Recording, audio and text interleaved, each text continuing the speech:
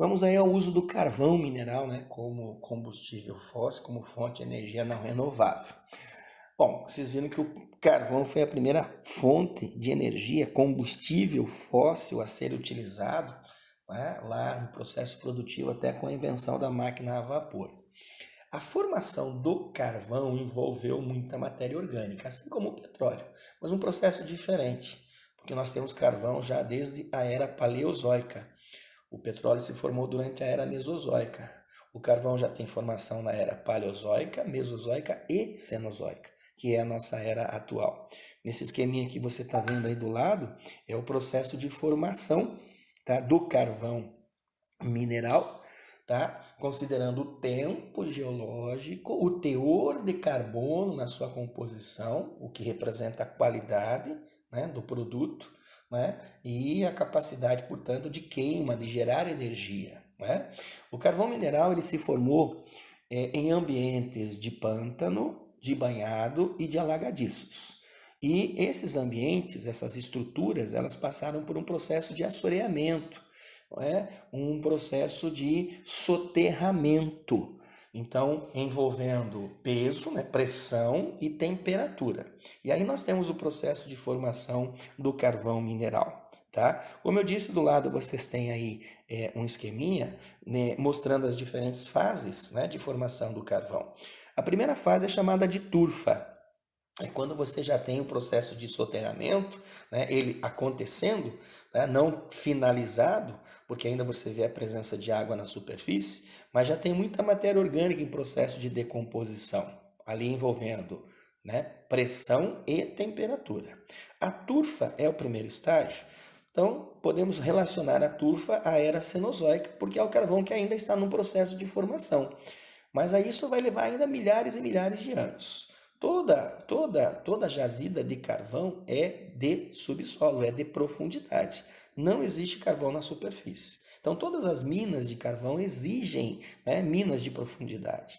Mas a turfa não é um carvão de boa qualidade, até porque o teor de carbono dela não passa de 50%. Tá? Então não presta, né, como fonte de energia. O segundo estágio seria o lignito. Né? O lignito já exige um tempo geológico maior, então nós vamos ter o lignito, né, a sua formação a partir do final da era mesozoica. Tá? É claro que a profundidade é maior do lignito, né? Já é um carvão que pode ser utilizado, né? Não é de boa qualidade, mas ele tem aí um teor em torno de 75%, né? Em torno de 75% de carbono na sua composição. Então ele tem um poder de queima até que razoável. A gente chama isso de poder de coque, tá? Poder de queima, tá? Então, dentro desse contexto aí. No que diz respeito, tá, ao lignito, tá? Eu disse, normal que haja necessidade de se misturar ao lignito um carvão de qualidade melhor. Que seria qual? A hulha. É o terceiro estágio que você vê. Processo de formação da hulha, né, foi no início da era mesozoica, então há uma profundidade maior, né, na exploração da hulha, mas o seu teor de carbono ele gira em torno de 85%, então é um carvão de muito boa qualidade. Tá? É o chamado carvão de pedra, que a gente chama. E o último estágio, que seria o primeiro no processo da formação e da evolução geológica, né? O primeiro que eu digo porque é o mais velho, é o mais antigo e o mais profundo, mas também é muito raro. É o antracito. O antracito, o teor de carbono dele gira em torno de 96%. É um carvão muito puro, de altíssima qualidade, mas ele é raro. Tá? Pela formação, é da era paleozoica. Então, são milhares e milhares de anos atrás. Então, justificando que o processo de formação do carvão foi nesses ambientes, pântano, banhado e alagadiço, então é claro que as maiores reservas estão em massa continental. E a concentração de terras nós temos onde? Nós temos no hemisfério norte. Por isso que você vai ter a maior concentração, as maiores reservas, né, de petróleo no hemisfério norte. Então você tem a maior produção mundial pertence à China, depois vem os Estados Unidos, a Rússia, o Cazaquistão, Índia, Polônia, Alemanha, África do Sul e Austrália, onde você tem aí as maiores reservas, né, mundiais de carvão mineral. A China, o destaque, tanto que, né, lembrando um pouco os problemas ambientais que a China vem sofrendo, né, porque a partir do momento que a China iniciou o processo industrial lá na década de 80, né, formando as suas plataformas de exportação, investindo pesado na produção industrial, a principal fonte de energia utilizada pela China é o carvão mineral. E os efeitos, né, do uso dele são grandes, né? Então a China está sofrendo muito com a poluição gerada pelo uso desse combustível fóssil. Mas enfim, a necessidade de crescimento e aí vem, claro, as consequências, certo? E aí, como nós temos o carvão aqui no Brasil, né? Bom, as nossas reservas, elas são até que significativas, tá, moçada? Nós temos aí uma reserva de aproximadamente 32 bilhões de toneladas de carvão, tá? Só que a nossa produção, ela é insuficiente, certo? Até lembrando, o nosso carvão é lignito, então não é um carvão de boa qualidade, ele precisa ser misturado, tá? Então, o Brasil importa 50% do carvão consumido. Então, nós temos a metade, metade a gente importa. A mistura precisa ser feita para realmente ele ter rendimento.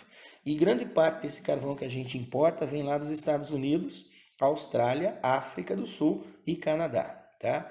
A principal jazida carbonífera que nós temos aqui no Brasil está no Rio Grande do Sul, na região do Vale do Rio Jacuí, destacam, né, onde nós temos aí a nossa principal jazida, mas nós também temos carvão no estado de Santa Catarina, e ali destaca-se muito duas cidades, a cidade de Criciúma e a cidade de Tubarão, tá? Inclusive, o carvão extraído dessas áreas, ele é totalmente aproveitado pelas indústrias, né, siderúrgicas, né, principalmente do sudeste brasileiro, tá? Mesmo que tenha essa necessidade de misturar, né, o nosso carvão, porque ele não é um carvão de excelente qualidade. Tá? O consumo hoje de carvão no Brasil, para que nós utilizamos o carvão mineral? 85% dele é usado nas termoelétricas, para gerar o quê? Energia elétrica, eletricidade. Tá? 6% vai para a indústria de cimento, né, que é a indústria de base. 4% para a indústria de papel e celulose, né, porque há necessidade da fonte de calor. E 5% vai para a indústria de cerâmica, alimentos, secagem e grãos. É a utilização do carvão mineral aqui no Brasil, tá? Mas como eu disse, nós não somos autossuficientes, tá? Metade do carvão consumido no Brasil é importada até porque há necessidade de mistura, né? Para que a gente tenha, né, uma produção, né, que compense, tá? E isso porque foi feita uma determinação pelo governo, tá, moçada? Porque pouco se utilizava o carvão brasileiro, né? Por projetos e programas, então se estabeleceu que para a importação ser feita e a valores que sejam interessantes, o uso do carvão brasileiro tinha que existir, tá? Então, dentro dessa concepção aí, tá? Nós utilizamos o carvão, né, principalmente para essa finalidade aí, a geração, né, de eletricidade nas termoelétricas. Então, tá aí a respeito do carvão mineral aqui no Brasil, ok? Aí vamos para o gás natural, certo? O gás natural. O gás natural ele é extraído junto com o petróleo, né? Então, da mesma forma que nós temos a formação do petróleo, tem a formação do gás natural. Se diz que o gás natural é o petróleo na sua forma gasosa, tá? E o gás natural, moçada, é o nosso famoso gás de cozinha, tá? É o CH4, né? O gás metano, que a gente conhece, tá? Ele é inodoro, ele é incolor, ele é mais leve do que o ar. Mas e por que o gás tem cheiro, né? Porque, nossa, quando vaza gás é um cheiro até insuportável. Eles colocam uma substância, claro, né, para que esse cheiro realmente seja sentido. Porque como naturalmente ele é inodoro, certo? Um vazamento de gás, tá? Mataria todo mundo sem ninguém saber o que está acontecendo, tá? E o uso, então, do gás natural é tanto para o uso doméstico, como também para o uso industrial, certo? Então, gás metano, que é o que nós temos aí como gás de cozinha. Se compararmos o gás natural com o petróleo e com o carvão mineral, que são combustíveis fósseis, o gás natural ele acaba sendo mais barato pela forma como o transporte pode ser feito, tá? E ele é menos poluente. Veja bem, menos, não que ele não polua, tá? E aí, como está a produção de gás natural no Brasil, né? Bom, nós não somos ainda autossuficientes, tá, moçada? Mas a exploração de gás natural do Brasil só vem crescendo. A exploração do gás natural do Brasil é ascendente, tá? Atualmente, isso, né, também referência de 2019, tá? A nossa produção, ela está em 111 milhões de metros cúbicos por dia, certo? E ela deve chegar a 300 milhões de metros cúbicos dia entre 2025 e 2027. Aí sim, nós vamos chegar à nossa autossuficiência, tá? O Brasil, então, ele está preparado com toda esse avanço, os investimentos, né, para ampliar essa produção de gás natural, né, o Brasil está para viver então a era do ouro, né, do gás natural. Isso foi uma afirmação feita, claro, né, pelo ministro de Minas e Energia. Tá? Considerando então que a nossa autossuficiência nós vamos alcançar daqui a 5 anos aproximadamente. Tá? Claro, são previsões, né? Mas é um combustível, como já disse, mais econômico, menos poluente, tá?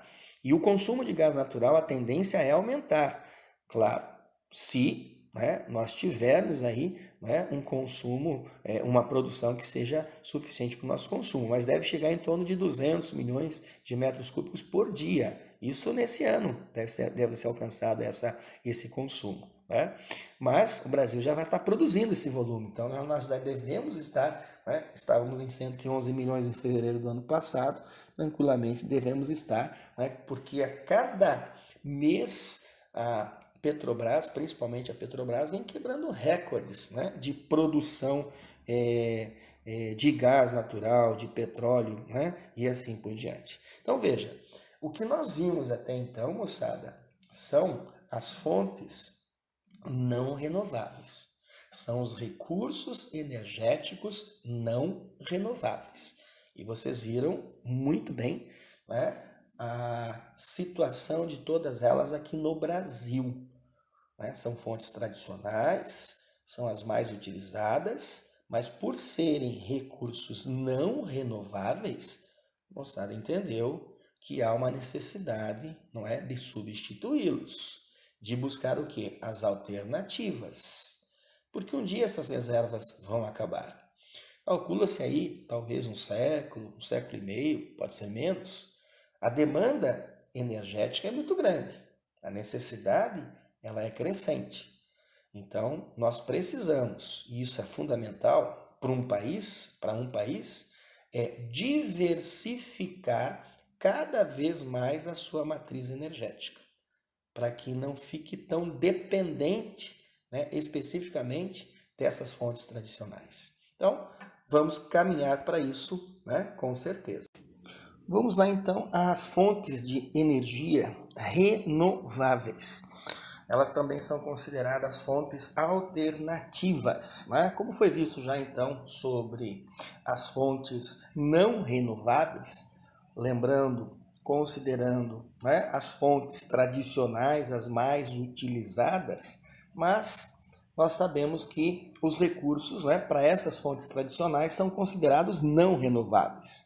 Então nós temos uma necessidade, claro, de substituir algumas fontes. Por quê? Porque um dia essas fontes não renováveis, elas vão acabar.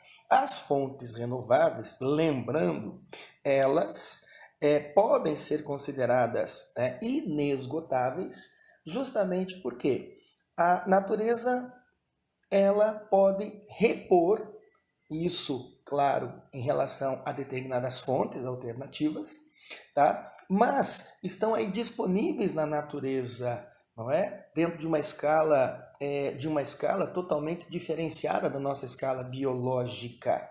Então, consideradas dessa forma justamente, né, por esse motivo, certo? Então, quais são essas fontes de energia renováveis, né, alternativas? Então, nós temos aí a energia eólica, né, utilizando-se, portanto, da força do vento. Nós temos a energia solar, utilizando-se da radiação solar. Nós temos, é claro, a energia hidráulica, né, através da força da água. Nós temos a energia geotérmica, lembrando, portanto, né, do calor interno que nós temos na Terra. A energia que pode ser, né, aproveitada e produzida a partir de movimentos das águas oceânicas, como ondas e marés. E também nós temos aí a biomassa, que é o uso, portanto, da matéria orgânica disponível na natureza. Então, consideramos, né, como fontes alternativas, consideramos, portanto, como fontes de energia renováveis. E o que eu já disse numa situação anterior, quanto mais diversificada for a matriz energética de um país, mais vantagens esse país tem. Afinal, é crescente, sabemos disso, a necessidade do uso de energia. Então, quanto mais diversificação, quanto mais diversidade nós tivermos na matriz energética, que é o conjunto de todas as fontes de energia, melhor, certo? A questão envolvendo as energias renováveis, né? Vantagens e desvantagens, né? Vamos entender assim. Como vantagens, o que eu disse agora há pouco, elas podem ser consideradas inesgotáveis, né, em relação à escala humana.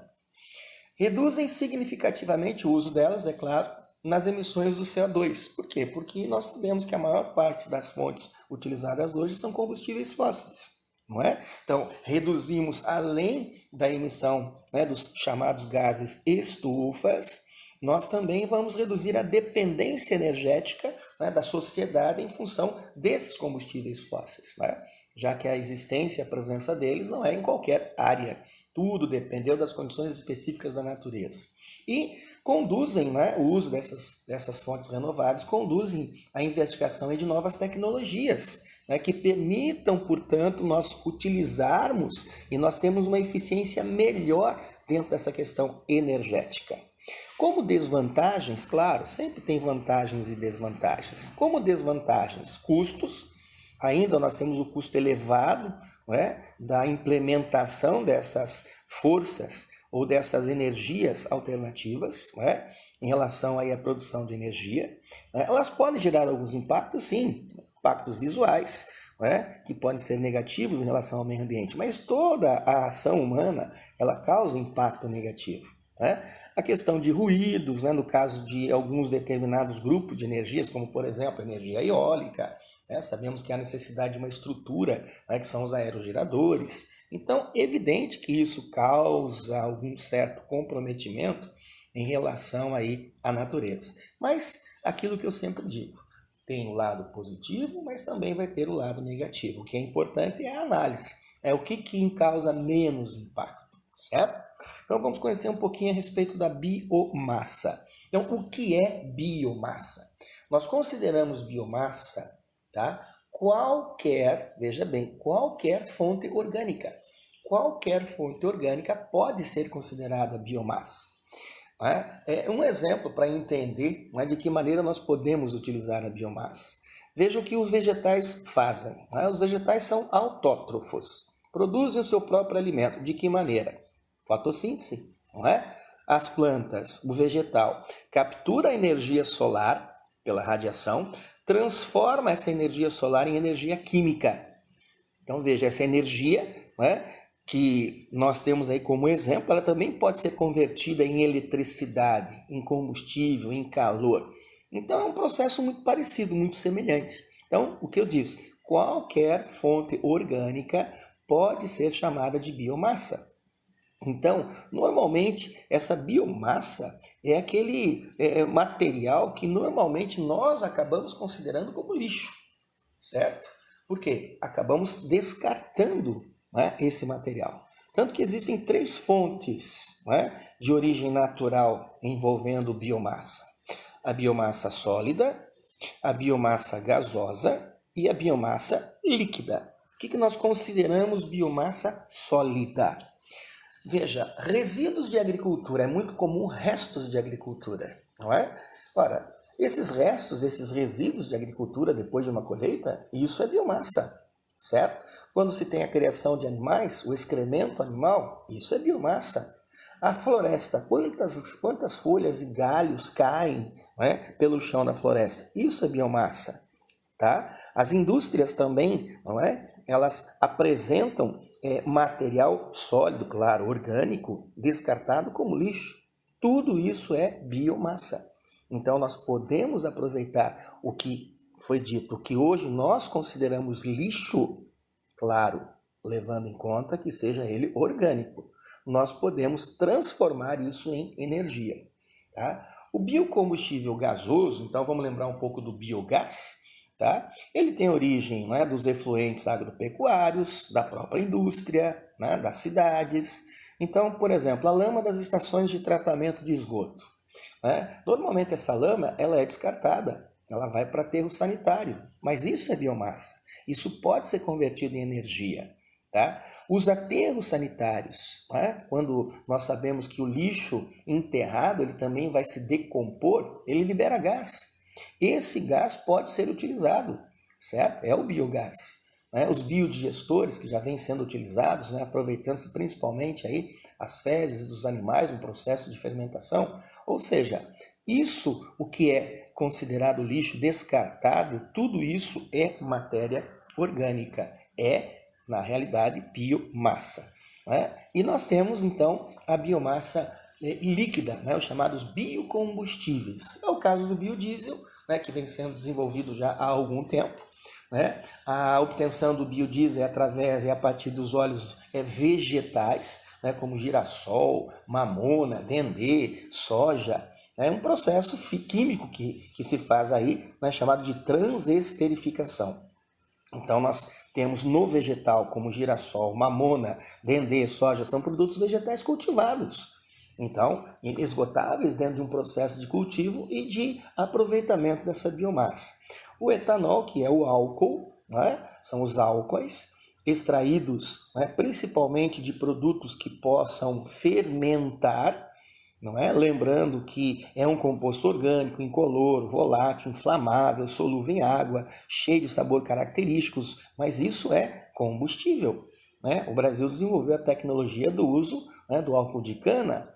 Os Estados Unidos é o álcool de milho, mas todo vegetal, tá, que fermente pode se extrair a partir daí o álcool desse vegetal. Isso é um combustível, certo?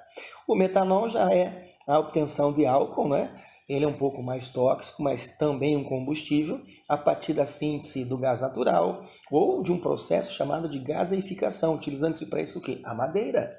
Então nós temos na biomassa a fonte orgânica, qualquer fonte orgânica que pode ser transformada em energia. E o que eu disse, nós muitas vezes descartamos toda essa matéria orgânica. Isso para nós acaba sendo lixo. E esse lixo hoje pode se converter, portanto, em energia. Né? Com relação a vantagens, claro, né? Reutilizada, transformada em outros produtos, como papel, fertilizantes. Né? Nós temos um exemplo aí, né? Nós tínhamos um problema sério com a bagaça da cana. Pela grande produção de cana no Brasil, não é? O resíduo tóxico, poluente, enfim. Hoje essa bagaça de cana é totalmente processada. Ela virou o quê? Fonte de energia. Ou seja, ela era uma biomassa descartada que hoje está sendo totalmente aproveitada. Nós até vamos ver isso em relação ao Brasil, né? 80% praticamente da biomassa utilizada no Brasil hoje vem da cana-de-açúcar, vem da bagaça da cana. Tá? Acumula menos lixo, né, nas lixeiras, porque nós estamos, né, o que era lixo deixa de ser. Tá? Não contribui para o aquecimento global, porque, como eu disse, não é combustível fóssil sendo queimado.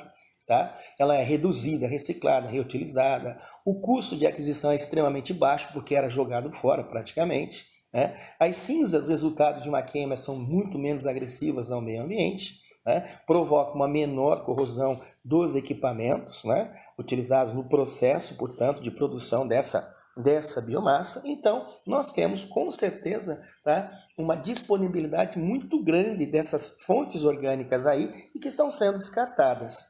No Brasil, para se ter ideia, a produção hoje, né, de energia utilizando-se a biomassa vem crescendo. Veja, nós temos hoje, né, referência do ano passado, mas é uma referência atualizada, tá?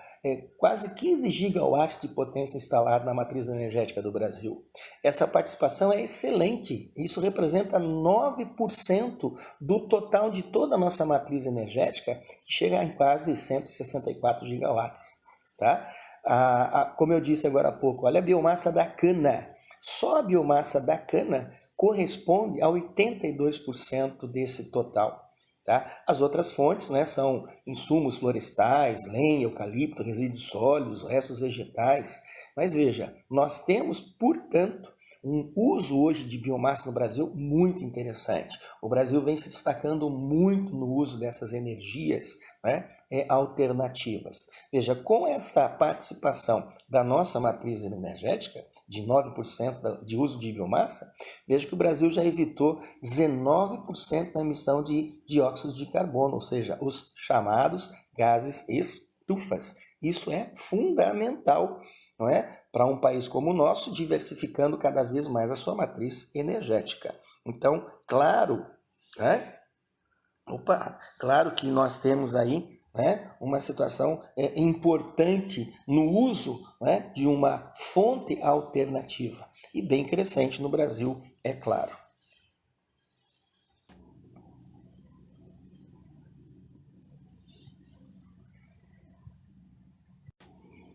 Tão crescente é o uso da biomassa no Brasil que olha o grande exemplo que nós temos. O nosso estado é o primeiro estado do Brasil a receber uma construção, tá, de uma estação de geração de energia por uso de biomassa, utilizando-se do esgoto e do lixo orgânico. Então, nós temos aí uma usina de geração de biogás, tá, transformando tudo isso no quê? Em eletricidade. Essa licença ambiental já foi liberada pelo IAP, tá? A empresa essa CS Bioenergia, tá, vai produzir 2,8 megawatts de eletricidade, utilizando-se lixo, tá, e também utilizando-se de resíduo de esgoto. Tá? Isso abastece, essa quantidade de energia vai abastecer em torno de 2.000 residências. Então é significativo isso em relação ao investimento feito. Tá? Então veja, a quantidade de lodo de esgoto utilizado por essa usina, em torno aí de 1.000 metros cúbicos, 300 toneladas de lixo. Então veja, isto não vai mais para os aterros sanitários. Então essa quantidade de esgoto, de lodo de esgoto e de lixo orgânico iria para o aterro sanitário.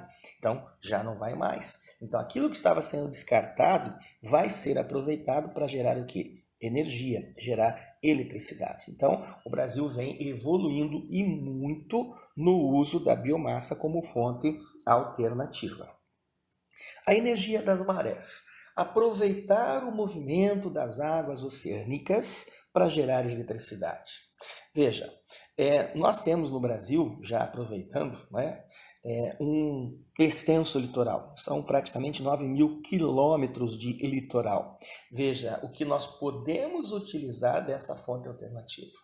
O esqueminha que você vê do ladinho é mais ou menos para você entender como aproveitar a energia de marés. Né? Então lembra que o movimento de maré é um movimento de fluxo, né? Fluxo é subida de águas, e de refluxo, descida. Então maré alta, maré baixa. O sisteminha que você vê aí do lado, né, esse esquema, é mais ou menos, né, para você entender como é feito o processo. Então existe uma estrutura, não é, em que haverá dentro dela o fluxo de água, aproveitando o movimento de subida de marés, deslocamento de ar sendo feito, não é, movimentando a pá de uma turbina que vai movimentar um gerador e a partir daí produzir a eletricidade. Isso enquanto a maré sobe. Quando a maré desce, é uma espécie de empuxo Então ela também vai continuar movimentando o ar lá dentro da estrutura, movimentando a turbina e a turbina então movimentando o gerador e produzindo eletricidade, certo? Parece muito simples, mas não, é algo muito complexo, né? Porque envolve o que eu disse, o movimento de subida e de descida das águas. Por enquanto, a tecnologia existente, ela ainda tem alguns critérios, como por exemplo, a amplitude de maré, certo? Por enquanto, e a foto que você vê abaixo é uma usina, tá? Chamamos o uso da energia das marés é chamado de maré motriz. Essa usina na França, certo? É um sistema utilizado lá por eles já há algum tempo, mas dentro da tecnologia, né, qual é o critério? Que a amplitude de maré ela fica em torno de 5,5 metros. O que é essa amplitude? É a diferença entre a maré alta e a maré baixa, certo? Veja, apesar do nosso extenso litoral, nós vamos ter apenas lá no litoral do Nordeste uma amplitude de maré próxima disso. Já aqui no sul, a nossa amplitude de maré gira em torno de 1,4, 1,5 metros. Tá? Porque quanto mais afastado da linha do Equador, menor é a amplitude de maré. Quanto mais próximo da linha do Equador, maior é a amplitude de maré. Mas veja, são situações, né, que, é claro, com o tempo, né, o avanço da pesquisa e de melhoria da tecnologia existente, esse critério pode, né, com certeza, não ser tão exigente. No Brasil, nós já temos um protótipo, já desde 2012, tá? É um projeto piloto lá no porto de Pecém, no Ceará, uma usina, portanto, produzindo energia. Já são em torno de 100 quilowatts e essa energia produzida, ela está abastecendo o porto de Pecém.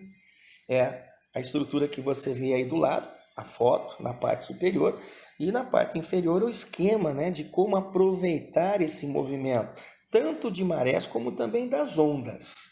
Essa usina protótipo, aqui no Brasil, lá no litoral do Ceará, no porto de Pecém, utiliza tanto o movimento das marés, como também das ondas, tá? Tendo, portanto, a produção de energia, de eletricidade, tá? Claro, nós temos condições, né, de converter essa produção em energia em eletricidade. Tá? Mas muita coisa ainda precisa melhorar. Mas mostra que o Brasil está avançando, né, nessas alternativas. A energia das ondas ainda tem muita coisa para acontecer, mas nós também podemos aproveitar esse movimento ondulatório das águas oceânicas.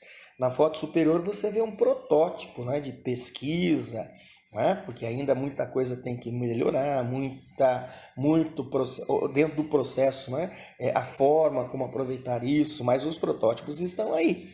Né? Nas figuras inferiores é o esqueminha, aproveitando-se, né, o movimento do avanço da onda, mas também do recuo dela. Tá? Mas só que ainda tem muita coisa para melhorar. Né? A desvantagem maior que está se observando nessa questão da energia das ondas, né, ela não é contínua, né, porque o movimento da onda transladativa ele não é contínuo, né, o rendimento ainda é muito baixo, e é muito dispendiosa. Então o custo ainda é muito alto, o custo ainda é muito elevado. Mas as pesquisas, elas seguem. Né? Nós sabemos muito bem que nós temos aí a tecnologia ela avançando e evoluindo cada vez mais. A energia hídrica já é usada há um tempo, claro que isso intensificou mais, não é? O uso da força hidráulica, né, através do deslocamento do movimento da água, isso nós sabemos existe, né, a partir das barragens, né, construídas, as barragens hidroelétricas. A foto que vocês estão observando aí é da usina aqui de Itaipu, né, que todo mundo conhece.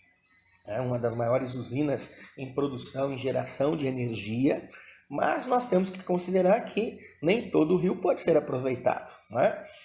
A fonte de energia ela é limpa, porque usa a força da água. Mas nós sabemos muito bem, né, do represamento do rio, que tem que ser feito para a construção da barragem, da formação de um lago que não existia, não é? Esse lago, portanto, cobrindo áreas que até então eram áreas né, descobertas dessa água, então há um impacto ambiental muito grande. Tá? E a energia gerada, a energia produzida, precisa ser levada, transmitida até os consumidores. Né? Aí entram as linhas de transmissão, o que acaba encarecendo muito, é lógico, o custo, tá? Mas é, com certeza, uma fonte limpa dentro desse aspecto, principalmente. No Brasil, na nossa matriz energética, a hidroeletricidade ainda tem a maior participação. Tá? Nós temos ainda em torno de quase 64% de toda a eletricidade produzida no Brasil, ela sendo, né, produzida por usinas hidrelétricas. O nosso potencial total em termos de produção, né, gira aí em torno de 104,5 gigas, né, watt de potência. Nós temos mais de 200 usinas hidrelétricas no Brasil atualmente, né, produzindo esse montante todo, e que na nossa matriz energética chega a quase 64% dela. Nós já tivemos uma dependência muito maior dessa fonte, tá, moçada? Nós já chegamos a ter em torno de 92% da eletricidade produzida no Brasil vindo das hidrelétricas. Essa redução para 64%, em torno disso, claro que é significativa. Indica que nós estamos diversificando mais a nossa matriz energética. Tá? Você observa nessa tela as principais usinas, né, hidrelétricas no Brasil, claro, encabeçando aí a usina de Itaipu, tá? Aí a de Belo Monte, né, muito polêmica, mas enfim, ela está já construída. A de São Luís do Tapajós, Tucuruí, Santo Antônio, Ilha Solteira, Jirau, Xingó. Não são só essas, né? Aqui nós temos pelo menos aí as principais usinas hidrelétricas. E o potencial hidráulico do Brasil é significativo. Aqui você tem, não é, uma distribuição desse potencial que no Brasil hoje chega a 263 mil megawatts de potência hidráulica em relação a toda a nossa hidrografia. O maior potencial pertence à bacia amazônica, tá? Ele tem praticamente 52, 53% desse total.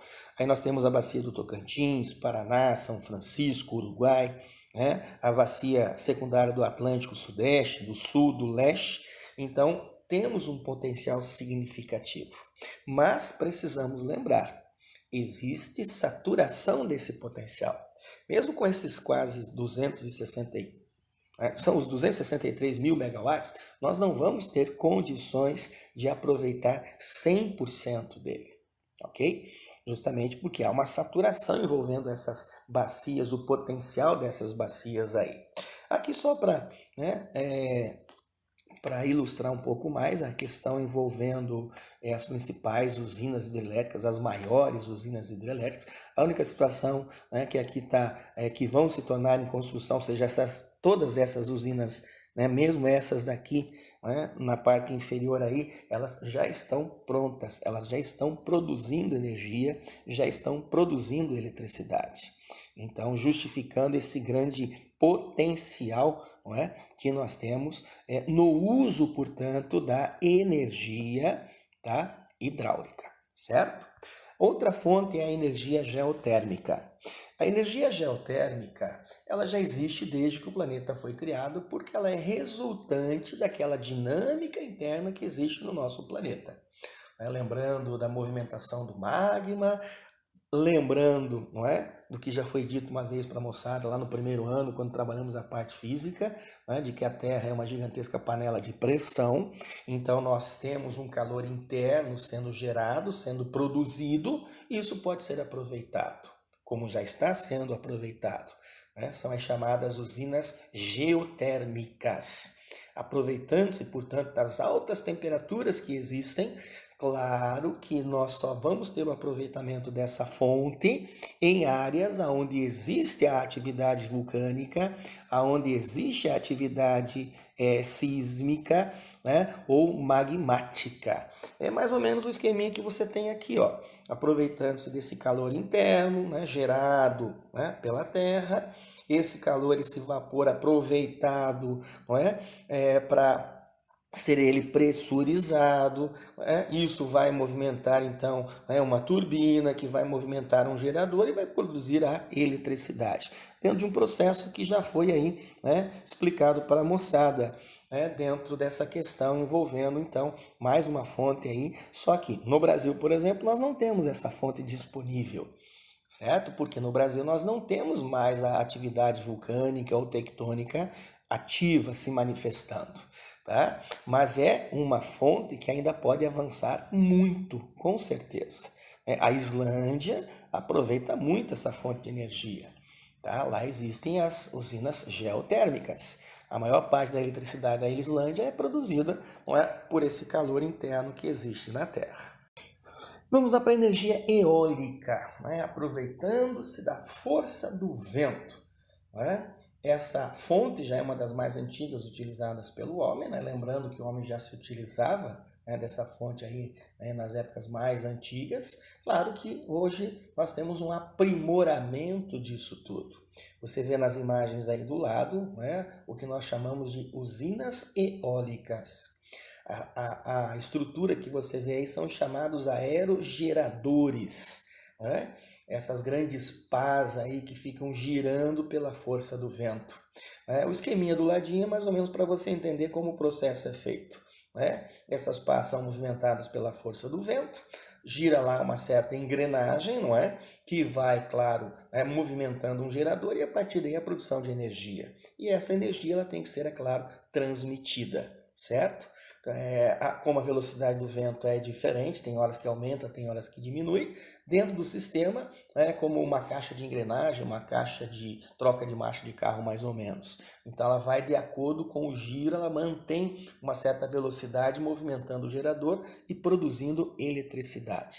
Então, claro, é uma fonte alternativa, o vento está aí, é a área em movimento, onde mais vento é onde nós podemos aproveitar, não é, esse tipo de energia, essa fonte inesgotável, com certeza, mas ainda nós temos, né, uma fonte cara, né? A estrutura, os aerogeradores são caros.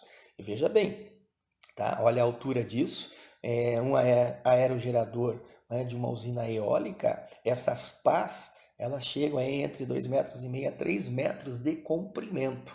Tá? Mas independente, claro que a produção de energia usa uma fonte limpa, né? E ela então transmitida e sendo aproveitada. No Brasil, essa fonte de energia vem evoluindo muito, mas muito mesmo.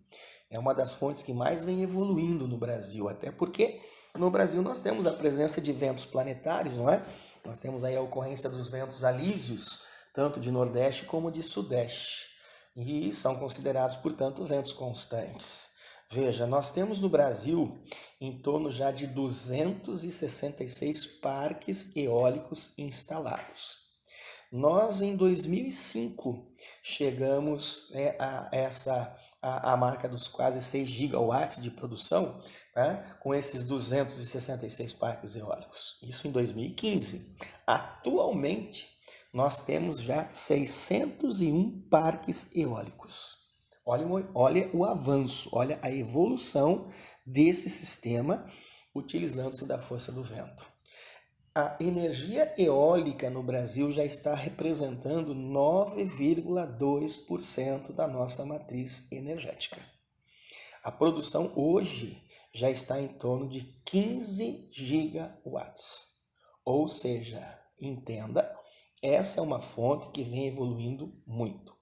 A maior parte dos nossos parques eólicos estão no Nordeste, pela grande influência dos alísios, que são os ventos planetários, e principalmente dos alísios de Sudeste. E ainda considerando a nossa faixa litorânea, não é, que venta constantemente. Aí são as brisas, tanto as brisas marítimas como as brisas continentais. Mas o importante é entender que há realmente uma grande evolução e um grande investimento. Hoje nós temos, inclusive, o uso da energia eólica, né, de forma doméstica. Hoje você pode adquirir um aerogerador para produzir energia, para produzir eletricidade para sua casa, para sua residência. Claro que ainda é um sistema caro, não é? É um sistema acessível a poucos, mas é uma alternativa muito interessante no Brasil, tanto que olha a evolução dentro da nossa matriz energética, né? Em termos de produção, tá? E a tendência é aumentar ainda mais o uso dessa fonte aqui no Brasil, tá? Outra fonte interessante é a energia solar. Então, a utilização, tá, da radiação solar na produção, portanto, de energia, de eletricidade. Nós já usamos a energia solar para aquecimento solar. E agora nós estamos evoluindo na utilização da energia solar para a produção de eletricidade. Então, nós temos aí, não é, a utilização dessa radiação para gerar energia, para gerar eletricidade, tá? O que reduz muito, né, o uso aí dos combustíveis fósseis. O que você vê aí nessas imagens são, né, alguns exemplos de usinas de solo, né, usinas solares. São essas grandes estruturas utilizando-se de placas fotovoltaicas. Essas placas fotovoltaicas convertem a radiação solar em eletricidade. Aqui você tem um exemplo de uma usina solar de solo, conforme eles dizem. Veja a quantidade de placas solares, né, recebendo a radiação e convertendo essa radiação em eletricidade. Então, uma fonte extremamente limpa. Mas é um processo ainda, né, é um sistema que envolve e tem um custo muito alto, um custo, né, elevado. Hoje, você investir num sistema chamado fotovoltaico, tá, para uma residência, né, para uma casa, ainda um investimento alto, na faixa dos 20, 25 mil reais. Mas nós estamos intensificando, o Brasil está desenvolvendo uma tecnologia, né, para componentes que até então só eram importados, tanto que vocês observem, né, o crescimento que nós temos da energia solar na nossa matriz fotovoltaica. E o interesse e os investimentos surgiram há pouco mais de um ano, né, intensificando, tá? Mas o Brasil vem se destacando, por quê? Primeiro porque nós somos um país tropical. Veja bem a incidência da radiação solar que nós temos aqui no Brasil. Então, como não aproveitar uma fonte que está aí disponível? Mas realmente, como eu disse, o Brasil vem apresentando um crescimento significativo, tá? Nós já ultrapassamos a marca dos 2,1 gigawatt de capacidade instalada. Tá? Nós, na realidade, já chegamos aí a praticamente 3 gigawatts. No final do ano passado, nós alcançamos essa produção, certo? No Brasil, atualmente, nós já temos aí em torno de quase 650 mil residências abastecidas por essa fonte, principalmente projetos, né, sociais que são desenvolvidos em algumas comunidades, né, onde placas fotovoltaicas são utilizadas. Tá? Nós temos no Brasil já uma participação crescente dentro da matriz energética, né, envolvendo o uso, né, da energia solar no sistema fotovoltaico. Então hoje nós temos, né, uma representação em torno de 1,3% da matriz energética nos sistemas fotovoltaicos. Ou seja, esses 2,1 gigawatts aí, conforme foi dito e mostrado para a moçada. Tá?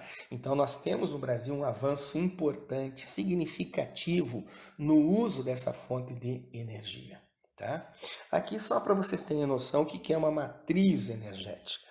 Então aqui é o esquema de uma matriz, onde aqui você observa o uso tanto das fontes renováveis como das fontes não renováveis.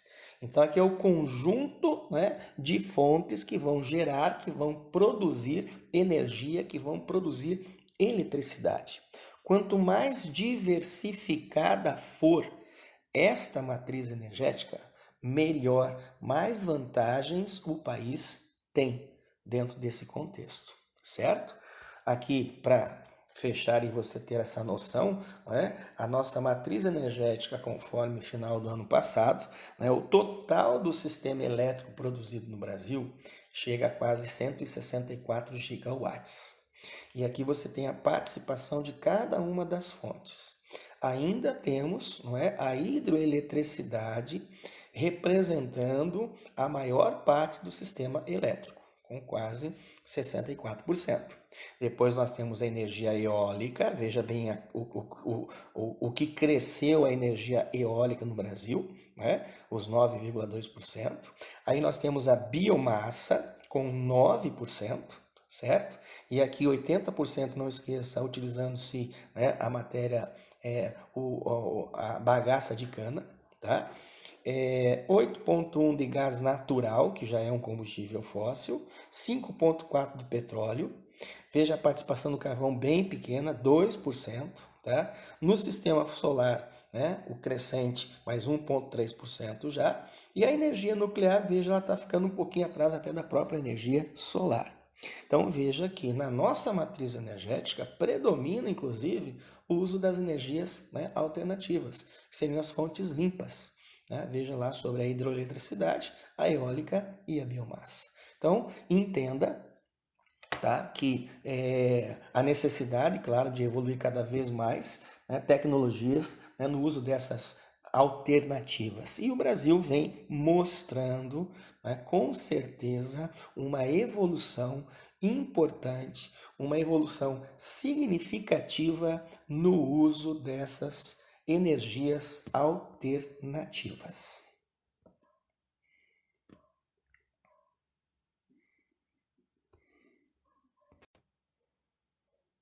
Eu espero que, né, tenha ficado bem claro a exposição dentro das fontes, né, tanto as não renováveis como as fontes renováveis. E de novo reforçando a importância, tá, de diversificar cada vez mais a matriz energética e não ficar tanto na dependência dos combustíveis fósseis, que são as fontes não renováveis. E o Brasil está aí, né, com um grande exemplo de que isso é possível e a nossa matriz bem diversificada, dando um destaque maior às energias renováveis.